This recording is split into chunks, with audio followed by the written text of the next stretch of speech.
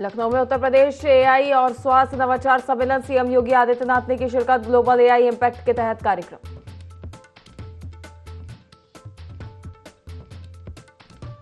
लखनऊ में सीएम योगी आदित्यनाथ का जनता दर्शन, सुनी लोगों की समस्याओं के शीघ्र निराकरण पर सीएम का जोर।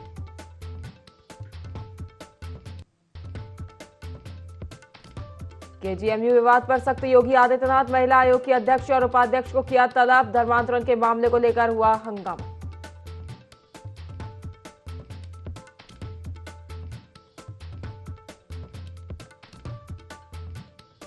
बस्ती पुलिस के शिकंजे में तांत्रिक हत्याकांड का आरोपी, मुठभेड़ के दौरान घायल हुआ आरोपी। घायल बदमाश को अस्पताल में कराया गया भर्ती।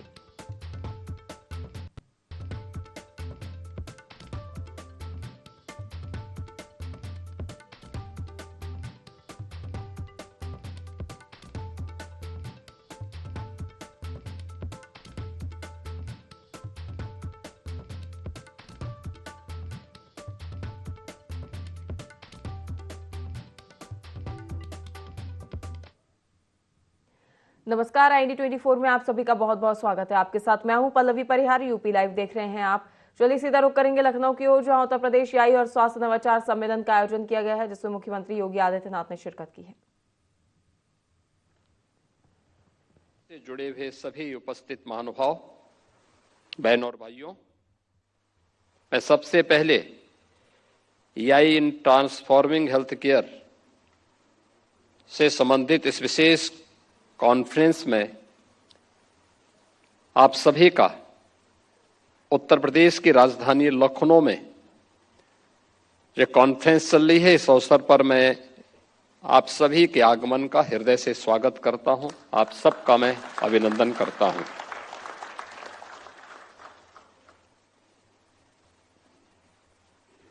फरवरी 2026, जिसकी चर्चा भी हमारे केंद्रीय मंत्री श्री जितिन प्रसाद जी ने की है, आदरणीय प्रधानमंत्री जी के विजनरी लीडरशिप में जो एआई इंपैक्ट समिट 2026 का जो आगामी कार्यक्रम है, उस दृष्टि से यह अलग अलग सेक्टर से जुड़े हुए एआई से संबंधित उन सभी पक्षों को लेकर के आम जनमानस में भी और राज्य सरकारों में भी इसके प्रति एक जागरूकता पैदा हो।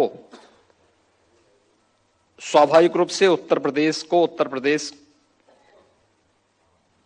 के बारे में आदरणीय प्रधानमंत्री जी ने हेल्थ केयर से संबंधित इस कॉन्फ्रेंस को एआई इन हेल्थ केयर, उससे संबंधित हेल्थ केयर से संबंधित इस एआई कॉन्फ्रेंस को उत्तर प्रदेश यहां लीड कर रहा है। मैं आदरणीय प्रधानमंत्री जी को इस विजन के लिए और उत्तर प्रदेश को इसके लिए चयन करने के लिए, इस कॉन्फ्रेंस के लिए हृदय से आभार भी व्यक्त करता हूं। मित्रों, हमारे सामने तकनीक जीवन में कैसे परिवर्तन ला सकती है, हम लोगों ने पिछले 11 वर्ष में बदलते हुए भारत के अंदर इस बात को जमीनी धरातल पर मूर्त रूप लेते हुए देखा है। मुझे याद है, आज से 8 वर्ष पूर्व जब 2017 में हम लोगों ने सरकार बनाई थी, उस समय हमारे सामने जो सबसे ज्यादा शिकायतें आती थी पब्लिक की ओर से, वो शिकायत होती थी कि साहब हमें राशन नहीं मिलता है। पब्लिक डिस्ट्रीब्यूशन सिस्टम पर सबसे ज्यादा उंगली उड़ती थी। हर गांव में, हर जनपद में, हर एक स्तर पर, और हम भी असमंजस में रहते थे कि क्या होगा। हम लोगों ने उस समय एक घोषणा की थी कि हम लोग एक डिजिटल कार्ड जारी करेंगे और इस डिजिटल कार्ड के माध्यम से फिर हम लोग प्रदेश के अंदर इस पूरे सिस्टम में आमूलचूल परिवर्तन लाने का काम करेंगे। और मैं धन्यवाद दूंगा कि उस समय जब हम लोगों ने 2017 में कार्य करना प्रारंभ किया था, तो आप इसी से अनुमान लगा सकते थे कितना चोरी होता था, और वो शिकायत भी पब्लिक की ओर से जो थी वो बहुत जायज भी थी। 80,000 फेयर प्राइस शॉप यूपी के अंदर है, और मुख्यमंत्री बनने के पहले उस दुर्व्यवस्था को मैंने बहुत नजदीक से देखा था। मैंने उस समय तत्कालीन जो हमारे चीफ सेक्रेटरी थे, पुलिस के सीनियर जो ऑफिसर्स थे, उन सबको मैंने एक साथ बुलाया था। फूड एंड सिविल सप्लाईज से जुड़े हुए अधिकारियों को भी बुलाया था, और एक साथ हमने एक प्लानिंग के तहत 80,000 फेयर प्राइस शॉप पर छापेमारी करवाई थी। 30 लाख फेक राशन कार्ड हमें बरामद हुए थे, और 30 लाख राशन कार्ड उन गरीबों के थे जो वंचित थे, जो शिकायत करते थे। लेकिन उन 30 लाख के नाम पर राशन निकलता था, और वह राशन बाद में ब्लैक होता था। हम आभारी हैं आदरणीय प्रधानमंत्री जी के कि उन्होंने उस समय टेक्नोलॉजी का बेहतर उपयोग करवाया। हम लोगों ने 80,000 दुकानों के लिए ईपॉस मशीन लगवाई। डिजिटल स्क्रीन के माध्यम से हम राज्य से उसकी मॉनिटरिंग करते हैं। आज शिकायत जीरो है, जीरो शिकायत है। ये टेक्नोलॉजी कैसे चेंज ला सकती है व्यक्ति के जीवन में, शासन के विश्वास को अर्जित करने के लिए,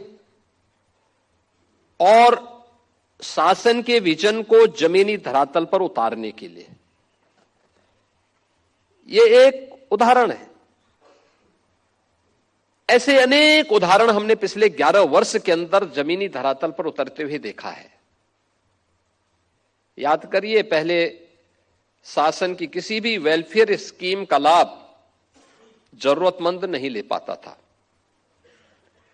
अब छोड़िए, औरों की बात छोड़िए, निराश्रित महिलाओं को, वृद्धजनों को या दिव्यांगजनों को जो पेंशन मिलती थी,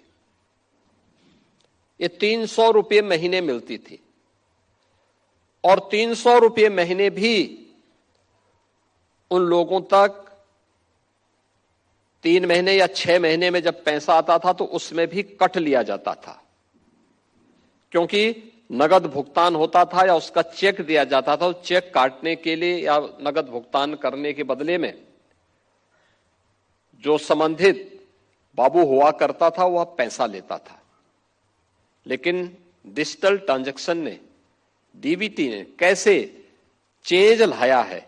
आज अगर उत्तर प्रदेश के अंदर हम वर्तमान में 1 करोड़ 6 लाख ऐसे परिवारों को जिन्हें वृद्धावस्था पेंशन,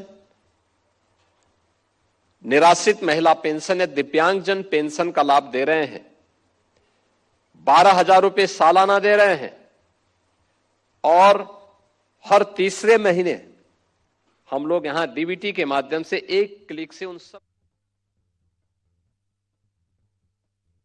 रुक करेंगे अगली खबर की ओर, जहां केजीएमयू में हुए हंगामे के मामले में मुख्यमंत्री योगी आदित्यनाथ ने सख्त रुख अपनाया है।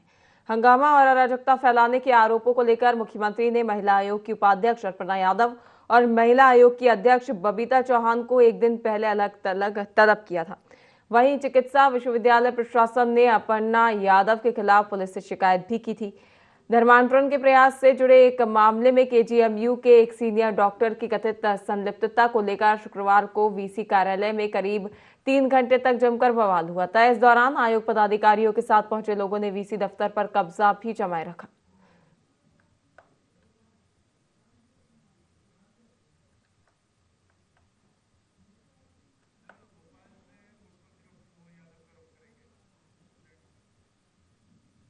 खबर लखनऊ से है, जहां मुख्यमंत्री योगी आदित्यनाथ का जनता दर्शन कार्यक्रम। सीएम ने जनता दर्शन में सुनी लोगों की समस्याएं। जनता दर्शन में पहुंचे बड़ी संख्या में फरियादी।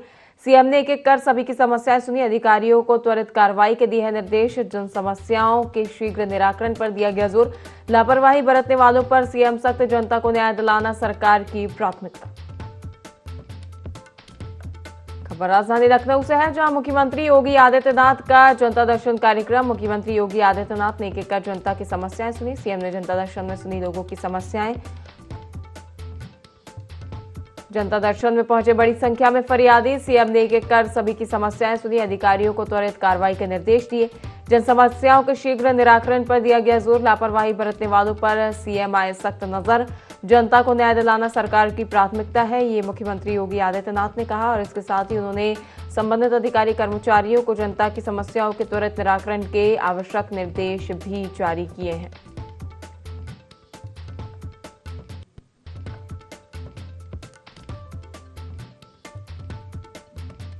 मुख्यमंत्री योगी आदित्यनाथ की ओर से जनता दर्शन कार्यक्रम का आयोजन किया गया है।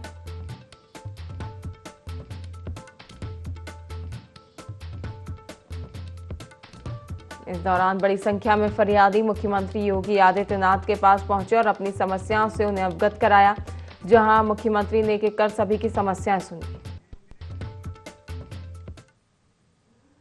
वहीं राजधानी लखनऊ में स्वामी विवेकानंद जयंती पर भव्य कार्यक्रम का आयोजन किया गया है, जिसमें मुख्यमंत्री योगी आदित्यनाथ शामिल हुए हैं।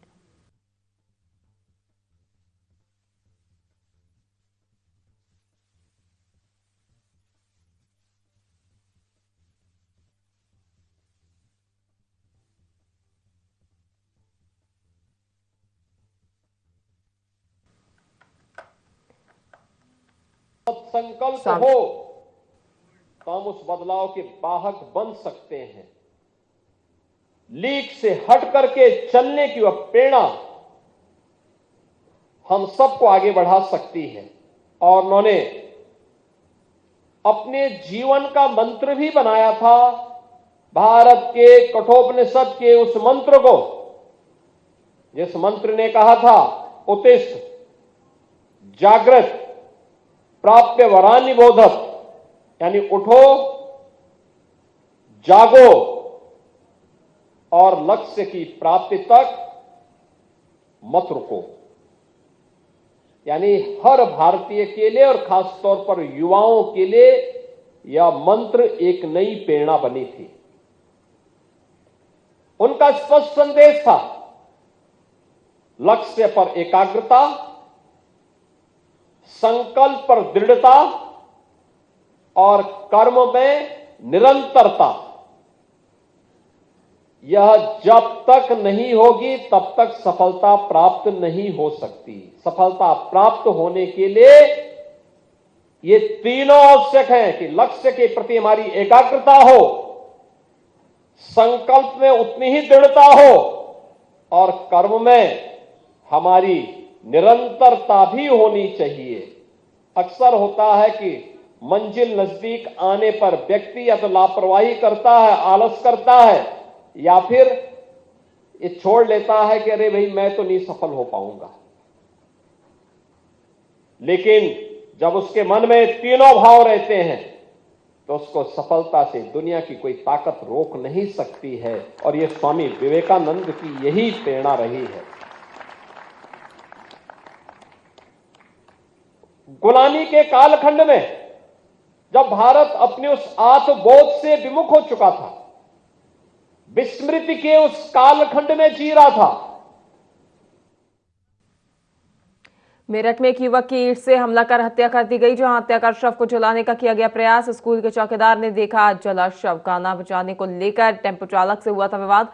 पुलिस ने 5 लोगों को मामले में हिरासत में लिया है। मायावती ने इस क्रूर घटना की निंदा की है। अपराधियों पर कानून का डर आवश्यक है।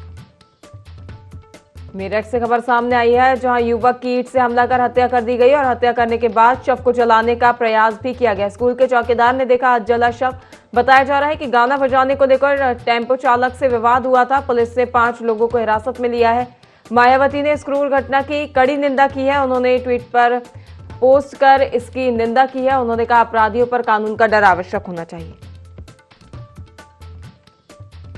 मेरठ से खबर सामने आ रही है, जहां युवक की ईंट से हमला कर हत्या कर दी गई।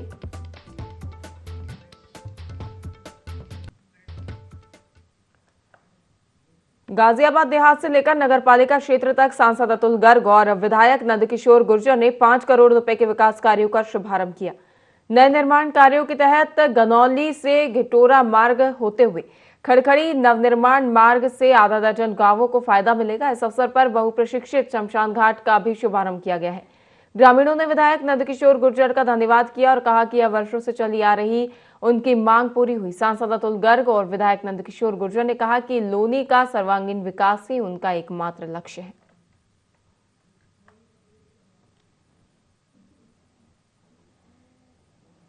आज टोनिका सिटी के अंदर प्लॉट नहीं है, कोई प्लॉट खाली नहीं है, फैक्ट्रियां चल रही हैं। आज यहाँ पर बड़ी बड़ी अट्टालिकाएं जैसी बिल्डिंगें बनना शुरू हो गई हैं और लोनी ने धीरे धीरे रफ्तार पकड़नी शुरू हुई है। और इतना दुख होता है ये जान करके कि अगर यहाँ के हिंदू अपने लिए शमशान मांगते हैं तो सामने वालों को खुश करने के लिए शमशान तक भी नहीं बनने दिया गया।